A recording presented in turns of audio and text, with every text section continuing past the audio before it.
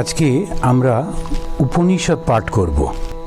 এই উপনিষদের মতো একটা শাস্ত্র, এত উচ্চ দর্শন, এটা কিভাবে সৃষ্টি হলো।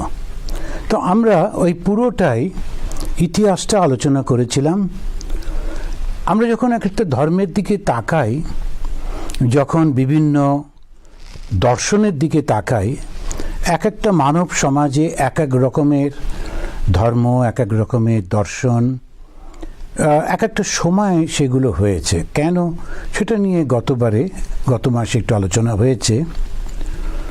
তা সমস্তটাই নির্ভর করে অনেকটা আমাদের ভৌগোলিক, তারপরে ঐতিহাসিক এবং অর্থনৈতিক অবস্থার উপর। অর্থনীতিটা আসল। অর্থনীতিটা যদি ঠিক থাকে এবং তারপরে যদি শাসন ব্যবস্থাটা খুব ভালো থাকে, অ্যাডমিনিস্ট্রেশনটা, তখন মানুষ তার অন্যান্য দিকগুলো বিস্তার করতে পারে, সেইগুলোকে তার উপরে এসে জোর দিতে পারে। তো ভারতবর্ষে যে সুবিধাটা ছিল সেটা প্রথম থেকেই খুবই অর্থনৈতিক দিক দিয়ে তারা খুবই উন্নত ছিল। আমরা গতবারে যেটা আলোচনা করেছিলাম। এবং তার ফলে যখন তার, যেমন কথায় বলে, খাদ্য, বস্ত্র, বাসস্থান, এটার যখন ব্যবস্থা হয়ে গেল, তখন এইবারে সে নানান রকম সমস্ত সুন্দর জিনিস করছে। নানান রকমের সে গান বাজনা শিখছে, নাচ শিখছে, এমনকি খাবার নানান রকমের সুন্দর সুন্দর পদ তৈরি করছে। সেই খাবারটা তৈরি করবার জন্যে মশলা ব্যবহার করছে। কাপড়গুলো সুন্দর, শুধু তাই না, খাবারটা যখন সে দিচ্ছে সেটা সাজানোর মধ্যে, এগুলোকে কালচার। তা আমি সবসময় বলি যে এই জিনিসটি প্রথম হচ্ছে অর্থনীতি, এটা গাছের মতো। তা মানুষের সমাজটাকে যদি একটা গাছের মতো ভাবি, তা প্রথম হচ্ছে সেই শিকড়টা, যেটা অর্থনীতি। ভালো যখন অর্থনীতি হচ্ছে, যখন সমস্ত জিনিসটা টাকা পয়সা শুধু রোজগার করে না, ওটা খরচা করাটাও ভালো করে জানতে হয়। রাজার কর্তব্যটাই হচ্ছে সেইটা। রাজার কর্তব্য কেমন করে অর্থ জোগাড় করতে হয়, এবার কেমন করে সঠিকভাবে সেটা খরচ করতে হয়। বাড়ির কর্তা তিনি যদি ওই ভুল টুল করেন, তাহলে ভীষণ ভুল হয়ে যায়। কীরকমভাবে যে যখন আমরা ওই অর্থটা রোজগার করছি, তারপরে ঠিক মতো আমরা সেটা ব্যবহার করছি, তো সেটা ভালো করে দেখতে হয়, তা না হলে ভুল হয়ে যায় অর্থনীতি। এবার যেই অর্থ এলো, সেটাকে যদি ঠিক মতো ব্যবহার না করা হয়, তখন সেটা ভোগের জন্য চলে যায়। ওই জন্যে হচ্ছে শিক্ষা। তো গাছের শিকড়টা প্রথম, তারপর হচ্ছে ও স্টেমটা, তখন সেটা হচ্ছে শিক্ষা। শিক্ষার পরেতে হচ্ছে ডালপালাগুলো, নানান রকমের পাতা, তখন সেটাকে আমরা বলি কালচার বা সংস্কৃতি। এটা আমি নিজে বলছি যে এই না কোথাও পড়েছি বলে। তো এই যে অর্থনীতি, শিক্ষা, সংস্কৃতি, আর শেষ জিনিসটা হচ্ছে ধর্ম। আর ধর্মেরও চূড়ান্ত রূপ হচ্ছে দর্শন, ফিলোসফি, বেদান্ত। এটা কেন সেইটা আমরা আসবো। ভারতবর্ষ সেই দিক দিয়ে ভীষণ খুব ভালো কপাল। কিন্তু স্বামীজি বলছেন যে দেবভূমি, পবিত্র ভূমি। তো এই পবিত্র ভূমিটা আসলে আমাদের ওই সমস্ত সুবিধাগুলো ছিল, এবং ঠিক মতো রাজারা সেইটাকে ব্যবহার করেছিলেন, এবং ঋষিরা মুনিরা রাজাদেরকে গাইড করতেন। মরালিটিটা ছিল ভীষণ হাই। ওই মরালিটির উপর বেস করে সেই রিলিজনের চূড়ান্ত অবস্থায় গিয়ে আমরা এই উপনিষদকে পাচ্ছি, বেদের একেবারে চূড়ান্ত জ্ঞান যেটা। এবারে ছোট্ট একটু উপনিষদ আমরা পড়ব, কিন্তু এই উপনিষদের প্রথম ভাষ্যটাতেই আমরা দেখব আমাদের কোথা থেকে কোথায় নিয়ে চলে যাচ্ছে। আসুন আমরা শুরু করি। এই প্রতিদিন উপনিষদ পাঠের আগে যেমন আমরা করব, ঈশোপনিষদ পাঠ করতে গিয়ে ওম পূর্ণমদ পূর্ণমিদম পূর্ণাৎ পূর্ণমুদচ্যতে পূর্ণস্য পূর্ণমাদায় পূর্ণমেবাবশিষ্যতে। ওম শান্তি শান্তি শান্তি। প্রথমেই বলে দিল যে পূর্ণমদ, এই পরব্রহ্ম তিনি হচ্ছেন সেই পূর্ণ। সেই পরব্রহ্ম থেকে পূর্ণই সৃষ্টি হলো। এই জগৎ সৃষ্টি হচ্ছে উপাধিযুক্ত ব্রহ্ম পূর্ণম ইদম। এই শব্দগুলো একটু মনে যদি রাখা যায় তো খুব সুন্দর করে এটা বলছেন। একটা হচ্ছে উপাধি শূন্য ব্রহ্ম, তাকে বলছে পরম ব্রহ্ম। তা উপাধি মানে কি? উপাধি মানে এই যে আমাদের সমস্ত লেখা থাকে MA BA অমুক তমুক, আগেকার দিনের লোকেরা খুব লিখতো, ওটা একটা বিরাট গর্ববোধ করতো। তারপরে আজকাল হতে হতে এত ডক্টরেট এত সমস্ত হয়েছে, ওইগুলো আর লেখে না, একটু লজ্জাই পায়। এমন অনেক সময় দেখা যায় এখনও কেউ তার একটা পার্সোনাল প্যাড যখন তৈরি করেন তখন ডান দিকেতে অমুক ক্লাবের সেক্রেটারি রিটায়ার্ড, অমুক ক্লাবের প্রেসিডেন্ট ছিল রিটায়ার্ড, তো সেই রিটায়ার্ডগুলো রেখে যে আমি কম নই এতে দেখাবার, তাই হচ্ছে উপাধি। আর যেই একটু উপাধি হলো অমনি ঠাকুরের বাসায় সে একবারে মটমট করে হাঁটে। তো ওই একটা গোলমেলে ছিল ভালো লোকটা, কিন্তু যেই একটু উপাধি হলো ওই মুশকিল হয়ে গেল। সেজন্য তার ঠিক আগে যখন একদম সেই তার নিজের নর্মাল অবস্থা, সেটা হচ্ছে পরব্রহ্ম। তা পরব্রহ্ম তার কোনো উপাধি নেই। এবারে উপাধি যুক্ত যখন হলেন, নানান গুণগুলো এসে গেল। সেই গুণগুলো করতে গেল ওই ব্রহ্ম থেকেই এলো, তার মধ্যেই ছিল, এবং সেটা একেবারে ইকুইলিব্রিয়াম অবস্থায় ছিল, কোনো রকম কাজ হতো না। এখন সেগুলো হঠাৎ হেলদোল শুরু হলো। তো পরব্রহ্ম থেকে নাম রূপাত্মক যে ব্রহ্ম হলো, সেইটাই হলো জগৎ। পূর্ণমিদম, সেটা সৃষ্টি হলো। পূর্ণস্য পূর্ণমাদায় পূর্ণমেব অবশিষ্যতে। এখন ওই নামরূপ থেকে যেটুকুন ওই যে পূর্ণ যেটা নামরূপ ছিল না, সেখান থেকে নাম রূপাত্মক যেটা হলো, সেইটা হবার পর কি হলো? আগেরটা কি শেষ হয়ে গেল? না। ওই জন্য ওই যে আগে একদিন আলোচনা করছিলাম যে আমাদের যখন একটা লুচি করা হয় তখন একটা ময়দা মাখা হয়, তার থেকে একটু একটু করে নিয়ে ছোট ছোট দলাগুলোকে লুচি বানায়। করতে করতে ময়দার দলাটা শেষ হয়ে গেল। তো যখন জগৎ সৃষ্টি করলেন সেই ব্রহ্মণ, তো তাহলে কি তিনি শেষ হয়ে গেলেন? তার থেকে তো সৃষ্টি না, এইটা নয়। ও থেকে তিনি সৃষ্টি করলেন বটে, কিন্তু তিনি যেমন ছিলেন তেমনই থাকলেন। তাহলে কি দাঁড়ালো? এটা কি করে সম্ভব? এটা কিরকম ম্যাজিক? তখন বলে হ্যাঁ ম্যাজিক, ওটাই হচ্ছে মায়া। ওই মায়াটার মাধ্যমে তিনি নিজেকে সৃষ্টি করছেন। আর এই মায়াটা কি? মায়াটা আমাদের ভুলিয়ে রাখছে যেন সৃষ্টি হয়েছে, আসলে সৃষ্টি হয়নি। যেন বারবার উদাহরণ দিচ্ছেন, বলছেন দেখো ওই অনেকগুলো ঘট রেখে দিয়েছ জল ভরা, এবার সূর্য, প্রত্যেকটা ঘটের মধ্যে সূর্যটা দেখতে পাওয়া যাচ্ছে। তা সূর্যটা যখন দেখতে পাচ্ছি, অতগুলো সূর্য, সবাই খুব খুশি। ধরা যাক ছোট ছোট বাচ্চারা, তাদেরকে বলা হলো একটা করে সূর্য তোমাদের দিচ্ছি, ওরা খুব খুশি, ওটা নিয়ে বসে আছে, সূর্যকে দেখছে, সূর্যটা নাচছে দুলছে, ডুবে যাচ্ছে উঠে আসছে, খুব খুশি।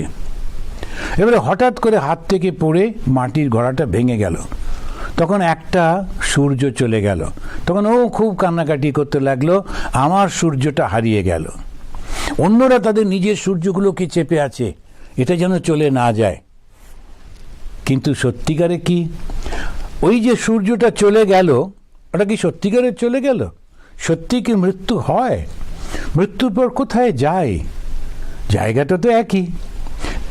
এক্স্যাক্টলি এই জিনিসটা যদি আমরা বুঝতে পারি যে আসলে সবটাই হচ্ছে প্রতিবিম্ব, আর এই প্রতিবিম্ব নিয়েই সব কিছু, কিন্তু এমন করে ভুলিয়ে রেখেছে কিছুতেই আমরা বুঝতেই পারি না, মানতেই চাই না যে এটা একটা প্রতিবিম্ব।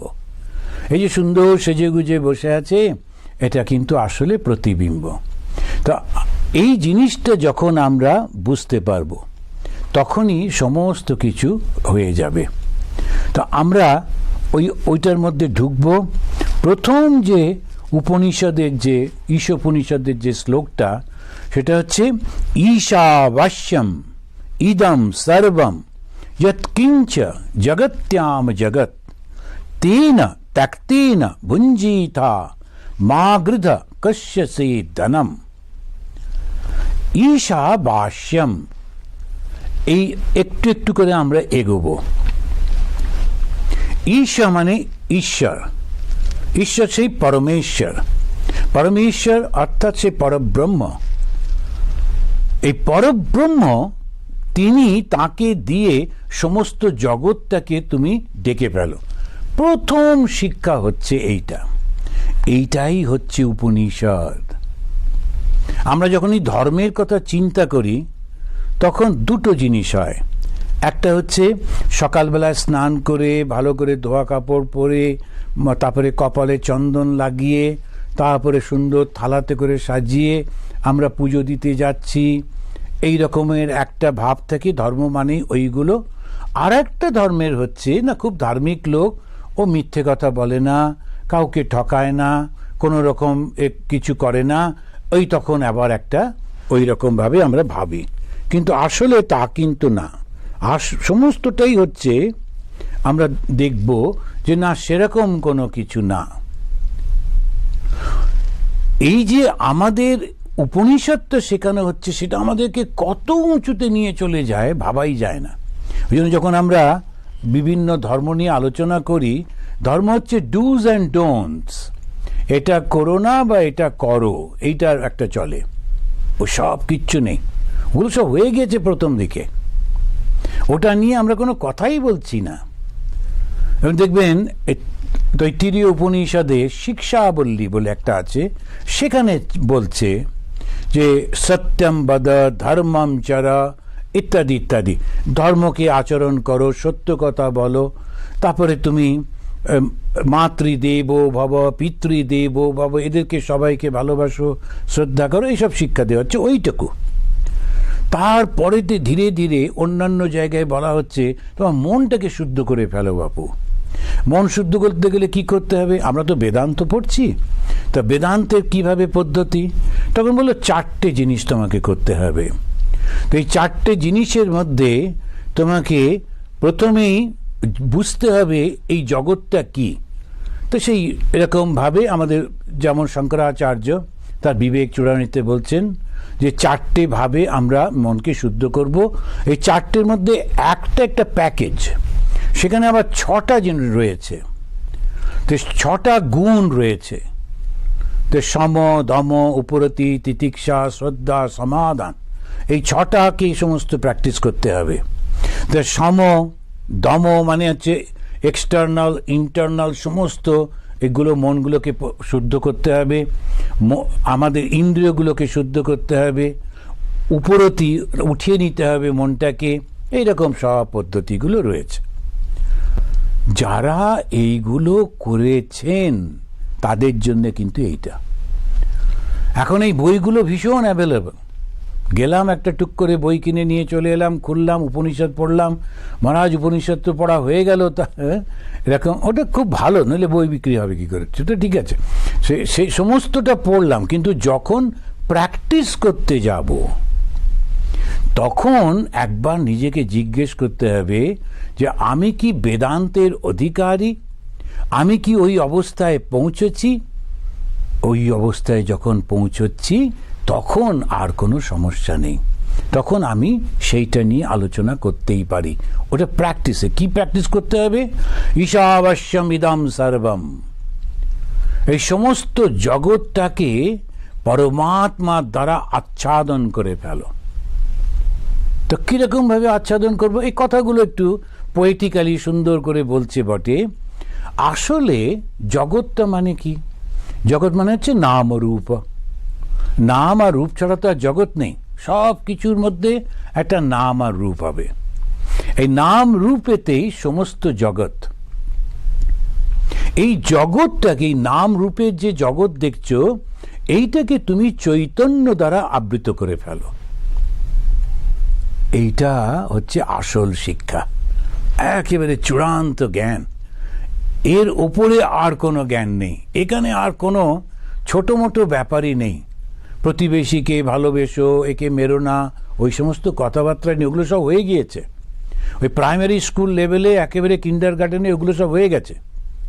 তারপরে তুমি উঠতে উঠতে উঠতে উঠতে একেবারে তুমি এসে ইউনিভার্সিটিতে ঢুকেছো। এখন লাস্ট দরজা দিয়ে ঢুকছো কোথায়? পরব্রহ্মের মধ্যে। কি সেই পরব্রহ্ম?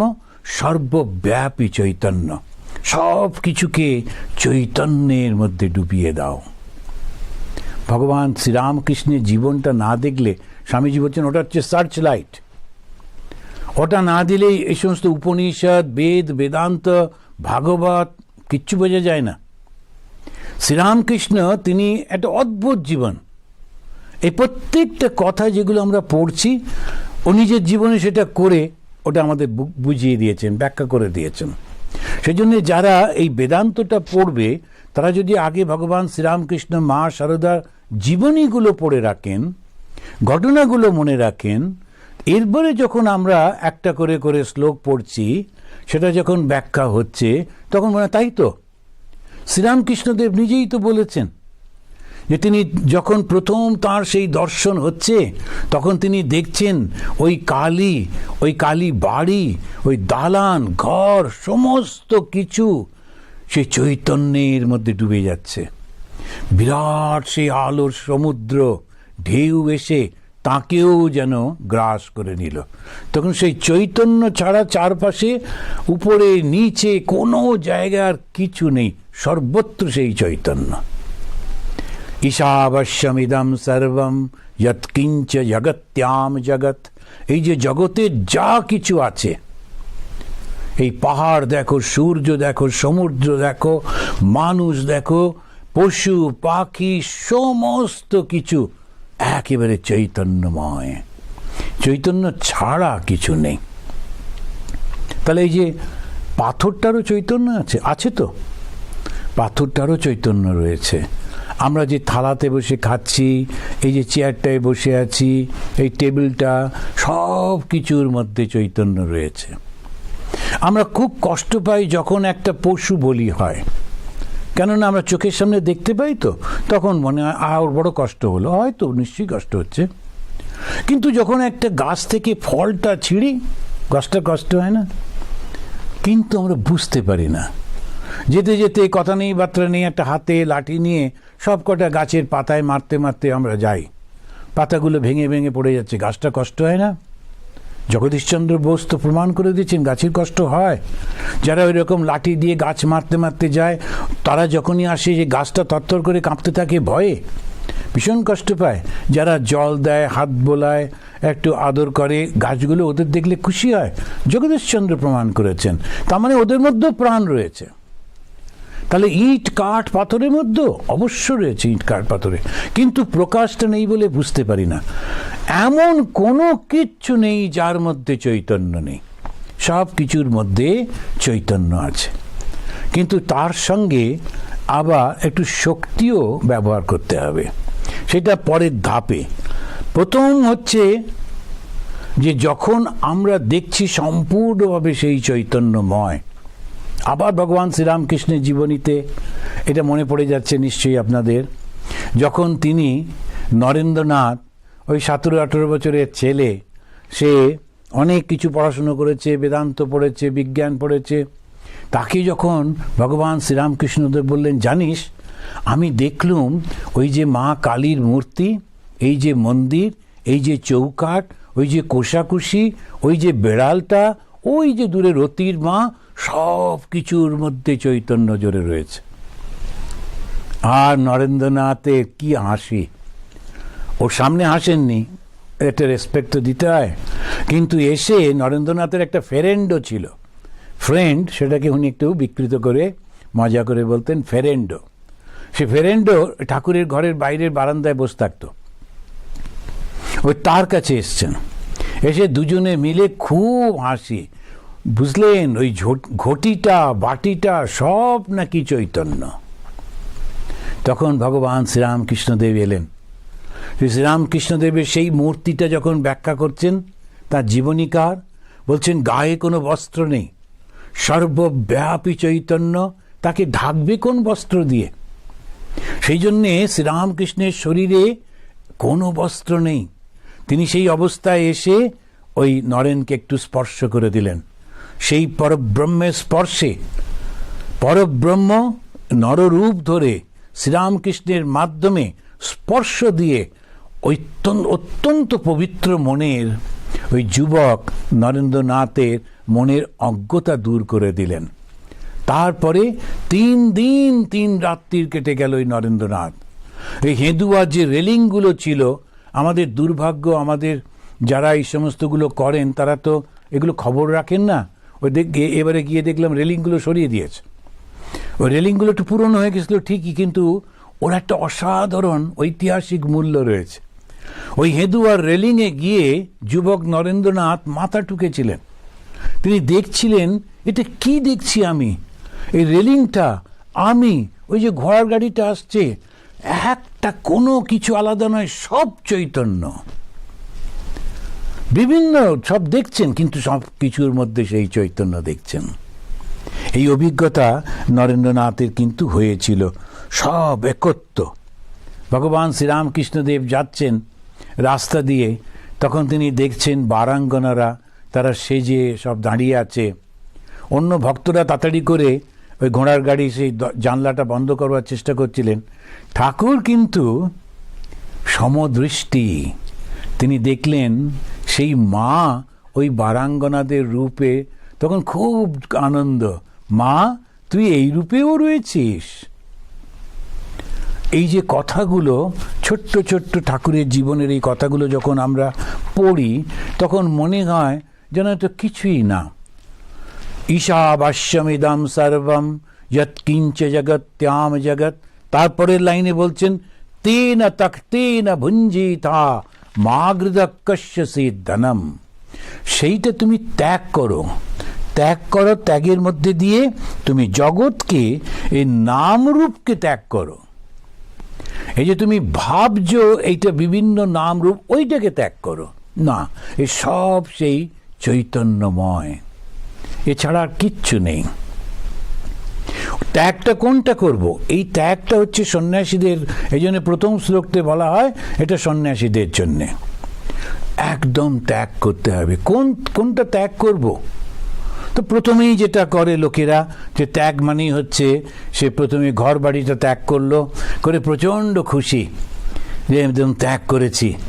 অদ্বৈত আশ্রমে আমাদের একটি ছেলে জয়েন করতো, আমরাও তখন ব্রহ্মচারী, অল্প বয়স। তারপর একটি ছেলে এলো, দক্ষিণ ভারতের ছেলে, কিন্তু ওর বাবা উত্তরপাড়ায় বোধহয় রেলে টেলে কাজ করতেন। তারপরে তো ছেলেটা বেশ লম্বা, আর সব রোজই বলতো, আমি বলতাম তোমার বাবা আসবে, মা আসবে, কান্নাকাটি করবে, কি হবে তখন? ও বলছে না না, কিছু নাথিং, যখনই বাবা আসবে আমি সোজা বলে দেবো I am not going back, I like to be sannyasi. এ খুব সুন্দর বলতো। তো হঠাৎ করে সত্যি সত্যি ওর বাবা একদিন এলেন, প্রচণ্ড ব্যক্তিত্ব সম্পন্ন মানুষটা, বেশ সুন্দর, একেবারে পাকানো গোঁফ, লম্বা। এসে আমরা বসেছিলাম, অদ্বৈত আশ্রমে যারা গেছেন যারা জানেন, ওই সামনেই একটা বুক স্টোর আছে, আমরা বসতাম, বিভিন্ন রকমের ডিপার্টমেন্ট কাজ করতাম। তো দেখলাম ওই ভদ্রলোক এলেন, গাড়ি থেকে নেমে গটগট করে ঢুকলেন, আমাদের কিছু বললেন না। একজন কর্মচারী তাকে জিজ্ঞেস করলেন ওর ছেলের নামটা, বললেন ডেকে দাও। আর ও তখন মহারাজ আপনার লোক এসছে বলে ডাকলো। এবার আমরা ওর নামটা শুনেই বুঝলাম এটা নিশ্চয় ওর বাবা। তাড়াতাড়ি করে এলাম, এসে ওপরে গেলাম, ও ছাতে ঘুরছিল, ওকে বললাম, তো বললো হ্যাঁ ঠিক আছে ঠিক আছে বলতে বলতে, তো ও বাংলা জানতো। তারপরে নামছে, আমরাও প্রচণ্ড উৎসাহ, কি হয়, ও বাবাকে কিভাবে হ্যান্ডেল করে। ওমা যেই গেলেন, ওর বাবা নামছে, বাবা নিচের সিঁড়ি থেকে ওর দিকে তাকালেন আর আঙুল দিয়ে ইশারা করলেন চলো। ও গটগট করে চলে গিয়ে গাড়িতে উঠে পড়লো। তো আমরা বললাম আরে এটা কি হলো? তো এখন ত্যাগ করা বড় কঠিন জিনিস, ভীষণ কঠিন। মনে হয় যেন ত্যাগ করে ফেলবো, কিন্তু সহজে হয় না। সেই জন্যে ওই ত্যাগ করতে গেলেও পূর্ব জন্মের অনেক স্বীকৃতি দরকার বলে সমস্ত সাধুরা বলেন। আর একটা হচ্ছে আমি কি ত্যাগ করতে যাচ্ছি, ওইটা একটু মাথায় রাখতে হয়। মনে হয় ঘর বাড়ি ত্যাগ করলাম মানে একটা বিরাট কিছু হলো, ওটা প্রথমটা। তারপরে বেশ মাথার চুলটা কামিয়ে ফেললাম, মনে একটা বিরাট কিছু হলো, আর একটা শিখা নিয়ে বিরাট একটা আনন্দ হয়। আমরা যখন একটু একটু করে এগোতাম মনে হয় বাবা আমরা অনেকটা ত্যাগী, ওদের সবার মাথায় চুল আছে আমার নেই, বিরাট একটা বেশ ত্যাগী ত্যাগী মনে হতো। তারপরে তো একটা চটি পরে হাঁটবো, অন্য জুতো টুতো পরবো না, ওটা একটা ত্যাগী ত্যাগী মনে হতো। অনেকেই আবার যে খাবারটা একটা বাটির মধ্যেই সব নেব, সব খাবারই নিত কিন্তু এই বাটির মধ্যে মনে হতো বেশ একটা ত্যাগী ত্যাগী ভাব, এই সমস্ত হতো। খারাপ না, প্রথম দিকে এগুলো সব ঠিকই আছে, আমরাও করতাম। কিন্তু আসল ত্যাগটা কি, এই এখানেতে যখন পড়তে এলাম তখন বোঝা গেল সেই ত্যাগটা হচ্ছে অহংকারটা ত্যাগ করতে হবে, আমি বোধটা ত্যাগ করতে হবে।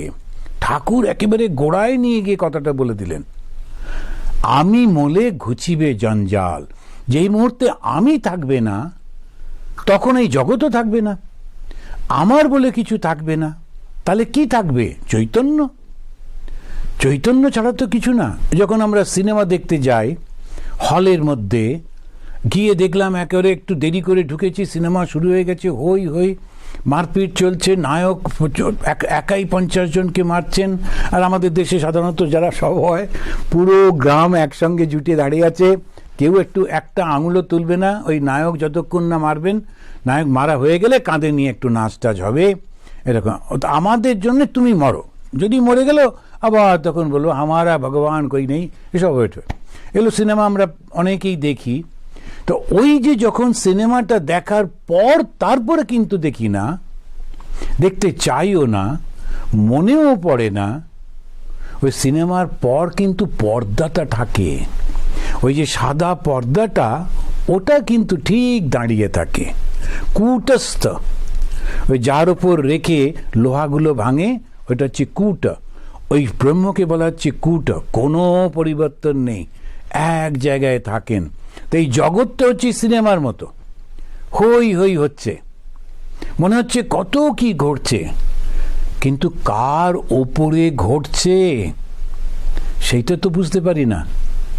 এই ব্রহ্মের উপরে সব কিছু, আমি সৃষ্টি করছি, আমি দেখছি, এরকম একেবারে সব কিছু। আমার খুব মজা লাগে যখন দেখি সব কিছুর মধ্যেই ধর্মটাকে, ওই দর্শনটাকে দেখতে হয়। তো একটি ছেলে একটি মেয়েকে অ্যাপ্রোচ করবার চেষ্টা করছে, মেয়েটি প্রচণ্ড রেগে যাচ্ছে, বিরক্ত হচ্ছে, করে করে করে করে তারপরে দুজনের মধ্যে আন্ডারস্ট্যান্ডিং হলো, বিয়ে করলো। এবারে যাকে একেবারে দেখলে ভয় পেত তার উপর পরিপূর্ণ নির্ভরতা। তাহলে প্রথম জগৎটা কি ছিল? আমারই দৃষ্টিতে আর একটি মেয়ে বা ছেলে ভালো নয়, শত্রু, আমার ক্ষতি করে দেবে, কি একটা হবে, কে দেখছে? আমিই দেখছি।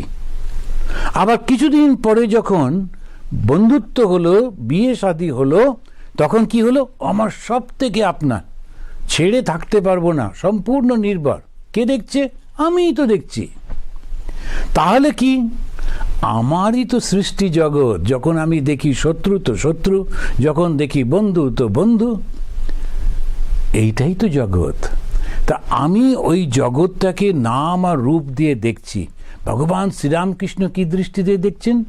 চৈতন্যে জোরে রয়েছে। ঈশাবাস্যম ইদম সর্বম। ঈশা, ঈশ্বরকে বা সেই পরমাত্মাকে দিয়ে এই সমস্ত জগৎটাকে ঢেকে ফেলতে হবে। কেমন করে ঢাকবো? ত্যাগের মাধ্যমে। কি সেই ত্যাগ? নাম আর রূপ, এই যে ভ্রান্ত ধারণা, ওটাকে ত্যাগ করতে হবে। সব কিছুর মধ্যেই ওই উনি উঁকি দিচ্ছেন, সব কিছুর মধ্যে রয়েছেন। তা ত্যাগে নেই কে, তে না ত্যাগতে না, তুমি ওটাকে ত্যাগ করো। নাম রূপাত্মক যে জগৎ, সেইটাকে ত্যাগ করো। কেমন করে ত্যাগ করবো? না, আমার সামনে কেউ আসবে না, কোনো রূপ থাকবে না, আমি শুধু আকাশের দিকে তাকিয়ে থাকবো, কোনো রূপ দেখবো না, এ আর উৎপাত। সেরকম না। এখন সেই রবীন্দ্রনাথের জুতো আবিষ্কারের কাহিনীর মতো, যারা বাঙালিরা প্রায় সবাই জানেন, অল্প বয়সীরা জানি না পড়েছে কিনা।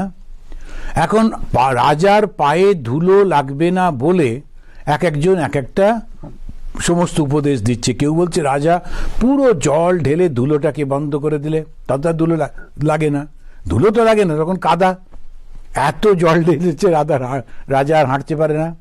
তারপরে একজন এসে বলল পুরোটাকে যদি আমরা চামড়া দিয়ে ঢেকে দেওয়া যায়, পশু মেরে মেরে হত্যা করে করে শেষ করে দিচ্ছে, কতটা ঢাকবে?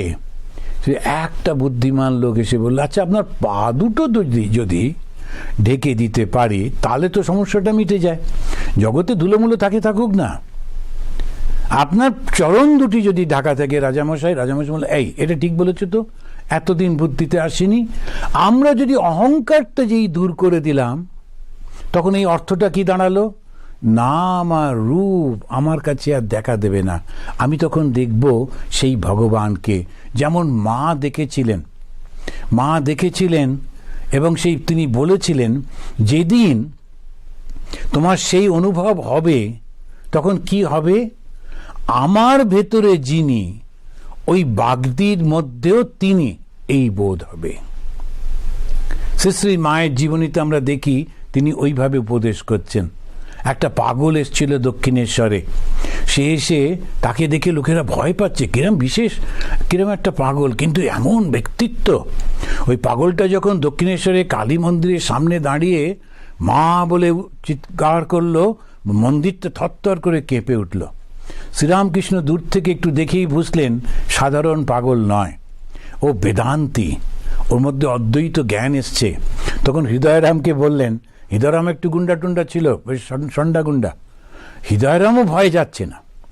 ঠাকুর বললেন ভয় পেও না, ওকে গিয়ে বলো যে কবে বুঝবো আমার জ্ঞান হয়েছে, জিজ্ঞেস করো। ঠাকুর শিখিয়ে দিলেন প্রশ্নটা। হৃদয়রাম গিয়ে দূর থেকে জিজ্ঞেস করছে, এই দূর থেকে আমি অ্যাড করছি, আমি যাই না, কাছে গেছে কি যাইনি। তো এই হৃদয়রাম যখন জিজ্ঞেস করলো বুঝবো কি করে যে এইরকম আমার জ্ঞান হয়েছে, ওই পাগলটি কি উত্তর দিয়েছিল, যেদিন ওই গঙ্গার জল আর নর্দমার জলকে এক বলে বোধ হবে। তো এইগুলো শুনলে লোকেরা একটু ঘাবড়ে যায়, ভাবে এ আবার কি ধর্ম। কিন্তু এই হচ্ছে আসল, কোনো কিছুর মধ্যে কোনো কিছু নেই, এই হচ্ছে সত্য। এই সত্যটাকে তারপরে যখন আমরা আবার ব্যবহারিক জগতে আসব, সেটা একটা আলাদা। এই ব্যবহারিক জগতে যখন আসছি, ওটা হচ্ছে পারমার্থিক জগৎ, ওটা হচ্ছে সত্য। কিন্তু যখন ব্যবহারিক জগতে এলাম, তখন কিন্তু ওই খেলনা টেলনার মতো, যখন বাচ্চারা তারা যখন ছোট্টবেলায় খেলে, তাদের কাছে কিন্তু ওই পুতুলটা কাঁদছে, পুতুলটার খিদে পেয়েছে, তারপরে ছোট্ট ওই পুতুল কুকুরটা ঘেউ ঘেউ করছে, একে একটু জামা পরিয়ে দিতে হবে। ওই বাচ্চাটা কিন্তু একদম শুনতে পাচ্ছে, ও শুনছে যে ওরা কাঁদছে, কথা বলছে, কত কি, ওর জগৎ খুব। এবার যদি তুমি বাচ্চাটাকে বোঝাতে যাও, ও বুঝবেই না। ভীষণ ওর থেকে পুতুলটা নিলে ওর মনে হবে ও সন্তানকে নিয়ে চলে যাচ্ছে, ভীষণ কষ্ট হবে। যেমন আমাদের এখন হচ্ছে, যদি আমার থেকে কোনো কিছু নিয়ে চলে যায়, আমার খুব ভালোবাসার লোককে নিয়ে চলে যায়, আমার যেমন কষ্ট, ওই বাচ্চাটারও কিন্তু তাই হচ্ছে। কিন্তু দুটোই একই ঘটনা। যিনি একদম ওই ওপরে দাঁড়িয়ে আছেন, তিনি কিন্তু দেখে বলছেন দুটো একই ঘটনা। যখন ঠাকুরের সেই আর একজন সে ভাগ্নে মারা যাচ্ছে, ভাইপো অক্ষয়, তখন ঠাকুর হাততালি দিচ্ছেন। হৃদয়রাম তাড়াতাড়ি করে ঠাকুরকে বন্ধ করে বলছেন, তুমি কি গো মামা, মারা যাচ্ছে ছোট ছেলে আর তুমি হাততালি দিচ্ছ, অন্যরা কাঁদছে, এতবারে লুটিয়ে পড়ছে, আর তুমি হাততালি দিচ্ছ। তখন ঠাকুর বলছেন, আমি যে দেখলুম ওর ওই বিচ্ছিরি শরীরটা ত্যাগ করে সেই অদ্ভুত সেই চৈতন্যটা, খোলা তরোয়ালটা যেন চলে যাচ্ছে, খাপ থেকে বেরিয়ে তরোয়ালটা যেন চলে যাচ্ছে। এই যে ঘটনা উদাহরণগুলো, মানে সেই চৈতন্য সর্বত্র ঠাকুর দেখতে পাচ্ছেন। বাস্তবে যখন আমরা নেমে আসি, ব্যবহারিক যখন, তখন একটু অন্যরকম হয়ে যায়। কিন্তু এখানে উপনিষদ আমাদের ওই সত্যটার কথা বলছে। সেই সত্যটাতে যতদিন না আমরা পৌঁছতে পারবো, ততদিন আমরা এটা পরিপূর্ণভাবে বুঝতে পারবো না। যেমন ওই যুবক নরেন্দ্রনাথ, তিনি ওই হাসাহাসি করছিলেন, কিন্তু পরবর্তীকালে যখন তিনি অনুভব করলেন যখন তার নিজস্ব ঠাকুরের স্পর্শে তো হয়েই ছিল, তারপরে তার সাধনা করে করে করে করে তারপরে কাকরি ঘাটে উনি যখন গিয়েছিলেন, সেই সময়তে ওখানে তার একটা পিপুল গাছের তলায় বসে এইটা হয়েছিল। যখন তার গুরু ভাই ভিক্ষা করে নিয়ে এসেছেন, নদীতে স্নান করে উনি পিপুল তলায় বসে ধ্যান করছিলেন, ধ্যানের মধ্যে দিয়ে সেই জ্ঞানটা যখন লাভ করলেন, তখন বললেন যে I have solved my life's problem, আমার জীবনের সবথেকে বড় সমস্যাটা আমি সমাধান করে ফেলেছি। কি সেই সমাধান? যা আছে ভাণ্ডে তা আছে এই ব্রহ্মাণ্ডে। যে মাইক্রোকজম অ্যান্ড ম্যাক্রোকজম, ম্যাক্রো আর মাইক্রো, যে মাইক্রোটা হচ্ছে ছোট্ট আমার মধ্যে, আর এই জগতে এক রয়েছে। তো এইটাই আমাদেরকে শিক্ষা দিচ্ছেন প্রথম শ্লোকটা, আর ওইটা হচ্ছে হিন্দুইজম। সেই জন্য পরবর্তীকালে সেই বিবেকানন্দ যিনি হেসেছিলেন ঠাকুরের কথা শুনে, সেই বিবেকানন্দ বলছেন, জীবে প্রেম করে যে জন সেই জন সেবিছে ঈশ্বর। এই সমস্ত কিছুর মধ্যে, এই জগতের মধ্যে সব কিছুতে ওতপ্রোত হয়ে রয়েছে ওই Chaitanya. Service to man is service to god. এখন ত্যাগ করতে হবে, ত্যাগ না করলে অমৃতত্ব পাওয়া যাবে না। শান্তি শান্তি শান্তি।